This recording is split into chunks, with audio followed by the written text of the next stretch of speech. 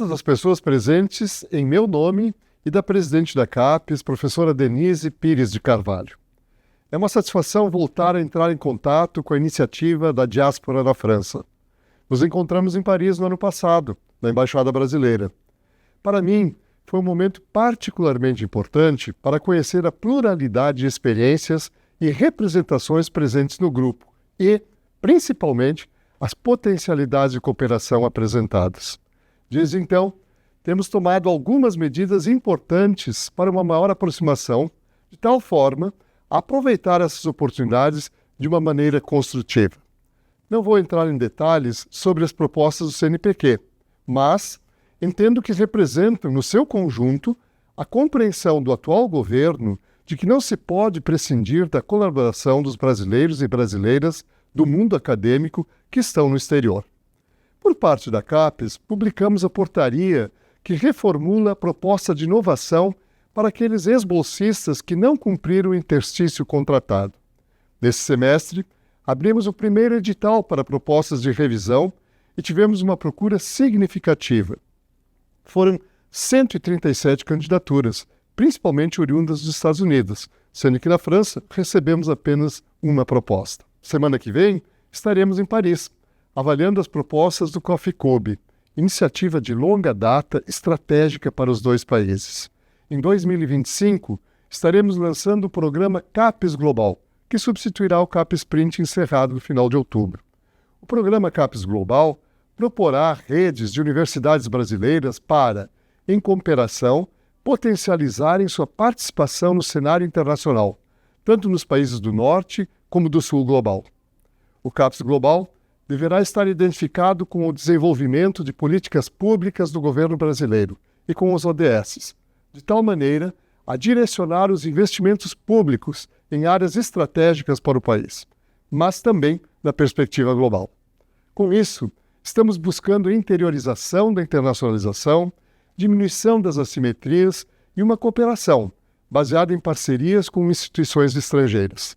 Certamente será uma oportunidade para que se consolidem parcerias e se busquem novas entre instituições e pesquisadores situados na França e as instituições de educação superior brasileiras. Agradeço a oportunidade e me coloco à disposição. Até uma próxima. Muito obrigado.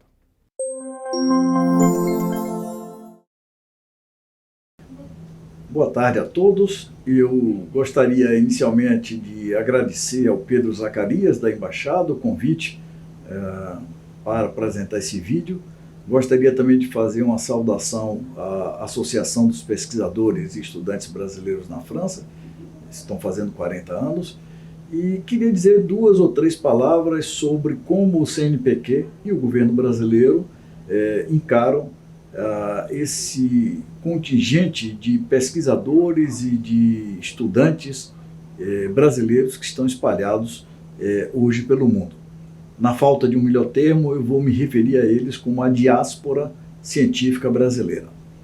Eu diria que a coisa mais importante na atitude do governo brasileiro e do CNPq é a atitude de que nós passamos a considerar esses brasileiros e essas brasileiras como um recurso que a comunidade científica brasileira, científica e tecnológica brasileira, um recurso com o qual ela pode contar. Ao invés de nós considerarmos como um problema, como uma questão de contas a ajustar, nós mudamos a partir de entendimentos entre o CNPq e a CAPES, e também inspirados e seguindo orientações do presidente Lula e da ministra Luciana Santos, nós mudamos essa atitude. E essa nova atitude eu diria que se expressa em pelo menos 3 iniciativas que eu aqui vou fazer uma referência muito breve, mas me coloco à disposição de vocês para posteriormente apresentar esclarecimentos e detalhes. O Pedro tem o meu contato e eu fico à disposição de vocês. Primeira mudança, nós mudamos o conceito do acordo de inovação, aquela obrigação que um pesquisador brasileiro tinha, um pesquisador que teve uma bolsa, ele tinha a obrigação de voltar ao país para cumprir um certo período. Isso foi trocado por um compromisso desse pesquisador com uma colaboração, mesmo que à distância, com a comunidade científica brasileira. Para vocês terem uma ideia, com a mudança dessa política, nós saímos de um patamar de 5, 6 acordos por ano para esse ano 2024, nós vamos encerrar com praticamente 100 acordos de inovação firmados. Segunda iniciativa importante, um edital voltado para a formação de redes entre um pesquisador brasileiro radicado no exterior e grupos radicados no Brasil. Esse edital já foi anunciado, ele já foi, as inscrições já foram feitas, ele inclusive já foi julgado.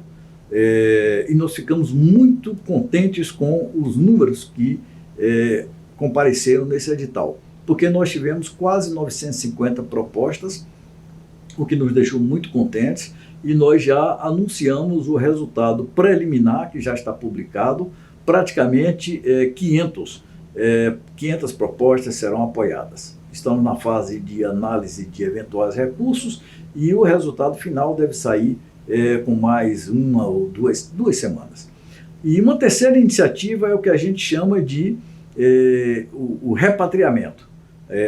Todas essas iniciativas têm digamos assim, tem um título mais genérico, que é o Programa Conhecimento Brasil. Mas essa terceira vertente é especificamente para o brasileiro que considerou a possibilidade de voltar ao país.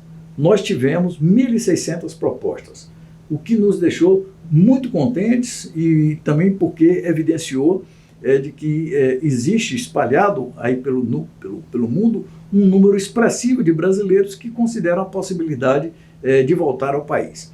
Essa terceira e última vertente, ela ainda está em fase de análise, ela vai ser julgada nos meses de janeiro e fevereiro e, portanto, no final de fevereiro, início de março, nós teremos os resultados. Juntando essas 3 iniciativas e outras que possam ser tomadas mais adiante, o importante é isso: o Brasil, o governo brasileiro, quer uma relação estreita com os pesquisadores, cientistas, estudantes brasileiros que estejam espalhados pelo mundo. Nós queremos desenvolver esses laços, transformar esses laços em laços de cooperação entre brasileiros no exterior e brasileiros ou estrangeiros radicados aqui no Brasil. Muito obrigado.